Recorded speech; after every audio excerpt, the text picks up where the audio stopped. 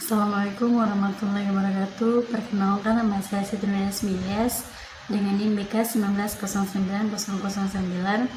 Di sini saya akan menjelaskan beberapa materi yang terkait dengan pendidikan anti korupsi. Mungkin saya langsung saja. Pengertian korupsi termaktub dalam Ensiklopedia Indonesia. Korupsi dari bahasa Latin korupsi penyuapan, koruptor merusak gejala di mana para pejabat badan-badan negara menyalahgunakan wewenang dengan terjadinya penyuapan, pemalsuan serta ketidakberesan lainnya. Adapun arti harafiah dari korupsi dapat berupa kejahatan, kebusukan, dapat disuap, tidak bermoral, kebejatan, dan ketidakjujuran.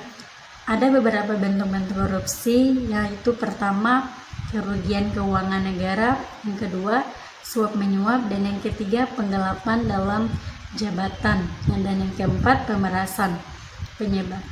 Penyebab korupsi, faktor yang menyebabkan terjadinya tindak korupsi diantaranya adalah penyalahgunaan wewenang dan jabatan atau kekuasaan yang dimiliki demi kepentingan dan mengatasnamakan pribadi atau keluarga, sanak saudara, dan teman. Buruknya hukum tetapi juga buruknya manusia, warisan kemiskinan, ketidaksamaan, ketidakmerataan gaji yang rendah, salah persepsi, pengaturan dan hukum yang bertele-tele. Kondisi yang mendukung munculnya korupsi yang pertama, konsentrasi kekuasaan di pengambilan keputusan yang tidak bertanggung jawab langsung kepada rakyat, seperti yang sering terlihat di rezim-rezim yang bukan demokratis. Kurangnya transparansi pengambilan keputusan pemerintah, kampanye-kampanye politik yang mahal dengan pengeluaran pendanaan politik yang normal. Berikut yaitu dampak korupsi. Yang pertama, demokrasi ekonomi, kesejahteraan umum negara. Selanjutnya yaitu perilaku koruptif. Definisi perilaku koruptif adalah segala sesuatu yang berkaitan dengan sikap, tindakan, dan pengetahuan seseorang yang menyebabkan dirinya pada kegiatan korupsi dalam peraturan perundang-undangan. Memang tidak ada rumusan mengenai apa itu perilaku koruptif. Kemudian bentuk-bentuk korupsi yang pertama yaitu penyuapan, dan yang kedua extortion. Selanjutnya yaitu nilai-nilai dan prinsip-prinsip anti korupsi. Nilai-nilai dan prinsip-prinsip anti korupsi yang harus dimiliki oleh setiap individu untuk menghindari munculnya faktor internal untuk mencegah faktor eksternal. Selain memiliki nilai-nilai anti korupsi, setiap individu juga harus memahami dengan mendalami prinsip-prinsip anti korupsi.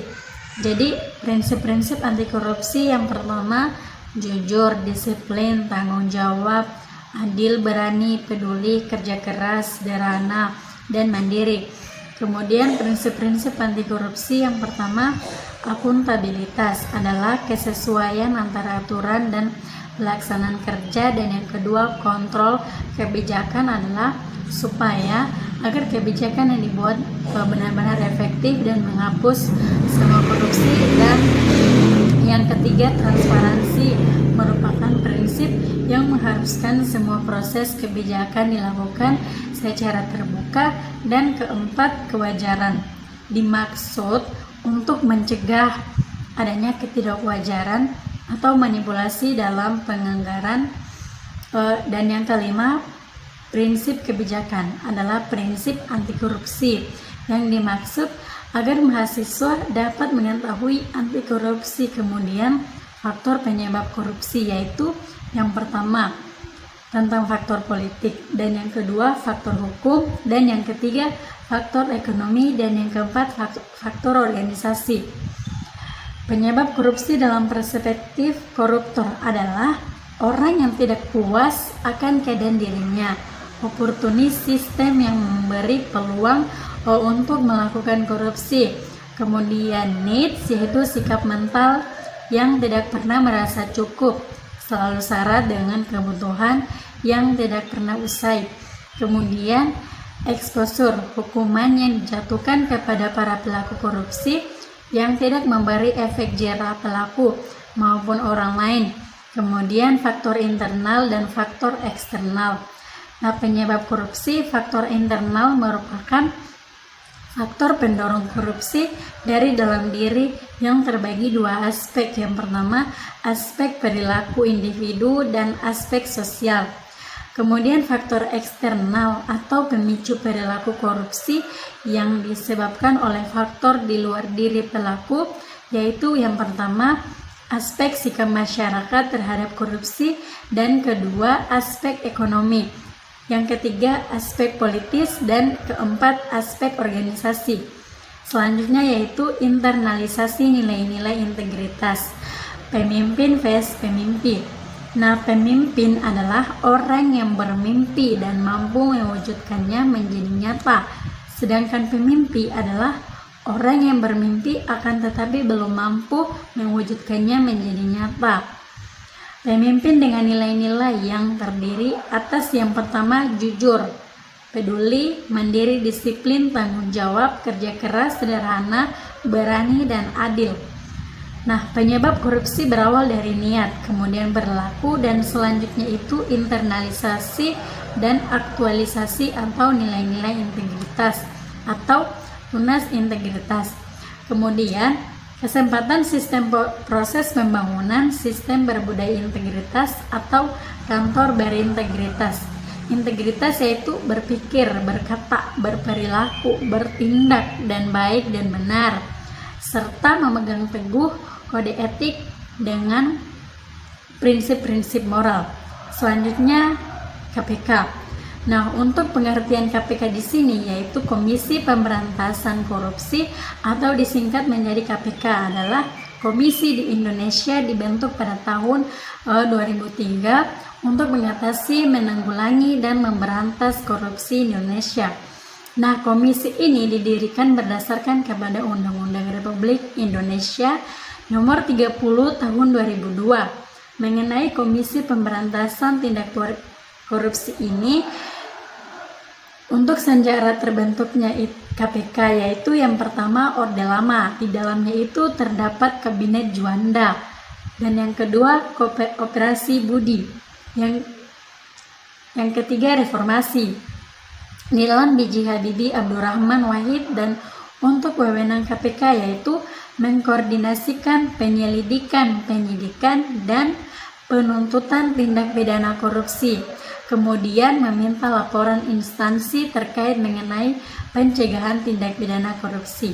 Meminta informasi tentang kegiatan pemberantasan tindak pidana korupsi kepada instansi yang terkait.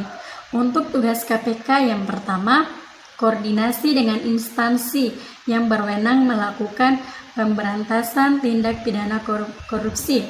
Supervisi terhadap instansi yang berwenang melakukan pemberantasan tindak pidana korupsi. Kemudian melakukan penyelidikan, penyidikan, dan penuntutan terhadap tindak pidana korupsi. Nah, selanjutnya itu yaitu pungli atau gratifikasi atau penyalahgunaan jabatan korupsi.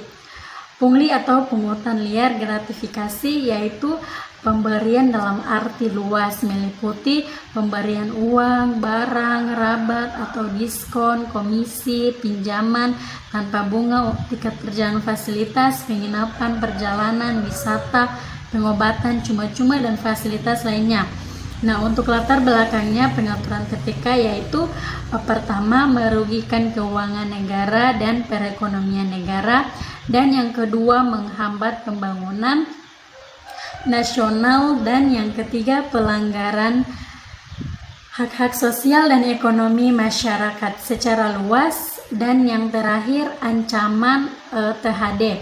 Prinsip-prinsip demokrasi tipologi tindak pidana korupsi yaitu tindak pidana korupsi murni, tindak pidana penyuapan, tindak pidana penggelapan, tindak pidana pemerasan dalam jabatan, dan tindak pidana gratifikasi. Kemudian tindak pidana berkaitan dengan pemborongan, leveransir, dan rekaman percobaan pembantuan dan pemufakat jahat, dan yang terakhir tindak pidana menghambat atau menghalangi proses peradilan. Mungkin itu saja yang bisa saya sampaikan, lebih dan kurangnya saya mohon maaf. Billahi taufiq wal hidayah. Wassalamualaikum warahmatullahi wabarakatuh. Terima kasih.